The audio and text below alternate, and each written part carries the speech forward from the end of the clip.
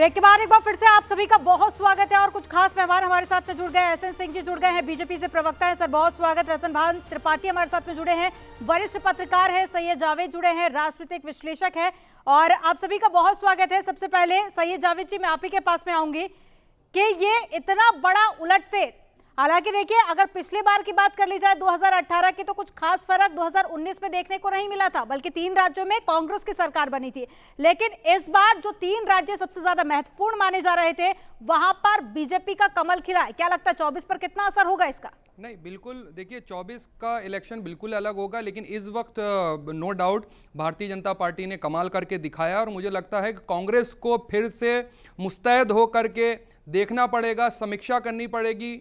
और जो है 2024 जो है अब वो ज़्यादा इंपॉर्टेंट है, क्योंकि भारतीय जनता पार्टी जिस एग्रेशन के साथ चुनाव लड़ती है, जैसी कहा जा रहा था मध्य प्रदेश, राजस्थान, छत्तीसगढ़ के अंदर और खासतौर से तेलंगाना के अंदर जो है कांग्रेस ने नो डाउट बहुत अच्छा परफॉर्मेंस करा कि 19 से लेकर के सरकार के अंदर आई। और यहाँ से जो बड़े बड़े लीडर हैं उनको भी एक बड़ा मैसेज जाएगा कि लोगों को बहुत सब्र के साथ, जब आप भारतीय जनता पार्टी से लड़ रहे हैं तो उनकी शक्ति का अंदाजा करके आपको जो है अपनी स्ट्रेटेजी प्लान करना पड़ेगी। मुझे लगता है कांग्रेस के मैनिफेस्टो के अंदर बहुत अच्छी बातें लिखी गई थी कि 100 यूनिट जो है बिजली मुफ्त का वादा था, 1500 रुपए जो है वो महिलाओं को देने का वादा था। और लेकिन जिस एग्रेशन के साथ भारतीय जनता पार्टी ने अपना प्रचार प्रसार करा, नहीं देखिए क्या इन सब चीजों को नकार दिया जनता ने। आपने कहा कि बहुत सारी अच्छी बातें अपनी मैनिफेस्टो में लिखी गई थी। छत्तीसगढ़ की सबसे पहले हम बात कर लेते हैं सैयद जी। छत्तीसगढ़ में कैसे इतना बड़ा उलटफेर हो गया? यहां पर तो बिल्कुल नहीं मानकर चला जा रहा था, ना ही एग्जिट पोल में ऐसा कुछ आया था, लेकिन छत्तीसगढ़ में जिस तरह से भूपेश बघेल छत्तीसगढ़ के मॉडल को बाकी राज्यों में भी रिप्रेजेंट कर रहे थे, क्या वो मॉडल फेल हो गया? नहीं, मॉडल नहीं। देखिए क्या है, जनता की नफ्स जो है वही अच्छा लीडर होता है जो परसेप्शन के वॉर को, परसेप्शन के नैरेटिव को समझता है। कांग्रेस के लिए अंडर करंट कई जगह पे लग रहा था और जहां से कांग्रेस की सीटें कम, वहां बहुत बड़े मार्जिन के साथ जो है भारतीय जनता पार्टी नहीं जीत रही, 1000, 1500, 2000 वोटों से आगे है।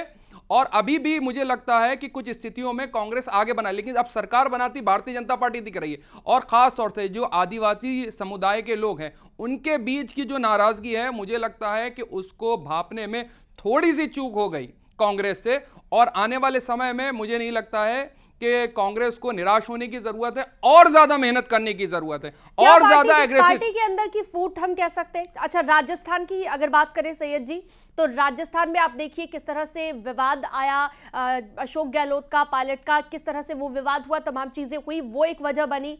मध्य प्रदेश में समाजवादी पार्टी के साथ सीटों के बंटवारे को लेकर जो विवाद हुआ, अखिलेश वखिलेश तक कह दिया कमलनाथ ने। नहीं, देखिए यही समझने की कोशिश, आपकी नाराजगी चाहे जितनी भी हो, आपको पार्टी दफ्तर के अंदर बंद कमरों के अंदर अपनी नाराजगी जो है वो एक दूसरे के प्रति दिखाना चाहिए, लेकिन पब्लिक डोमेन में इसको बहुत अच्छे तरीके से भारतीय जनता पार्टी कैश करवाती है और उसने इस चीज को दर्शाया भी है। देखिए राजस्थान के अंदर चुनौतियां अभी भारतीय जनता पार्टी के लिए भी बहुत बड़ी हैं कि वसुंधरा राजे जी मुख्यमंत्री होंगी या नहीं होंगी, क्या शिवराज सिंह चौहान जो है मध्य प्रदेश के अंदर 5वीं बार मुख्यमंत्री बनेगा या नहीं बनेंगे, उनके लिए पार्टी के अंदर बहुत ज्यादा चैलेंजेस हैं अभी।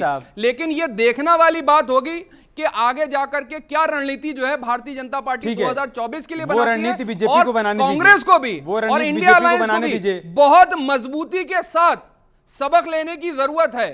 साफ बात है। सैयद जवाद, अगर आपको आवाज मिल पा रही, मैं कह रहा हूं कि वो रणनीति आप बीजेपी को बनाने दीजिए। मैं एसएन सिंह साहब से इस पर रिएक्शन लूंगा, लेकिन एक छोटा सा ब्रेक लेंगे। ब्रेक से लौट के आएंगे तो उसके बाद इसी चर्चा को यहीं से आगे बढ़ाएंगे।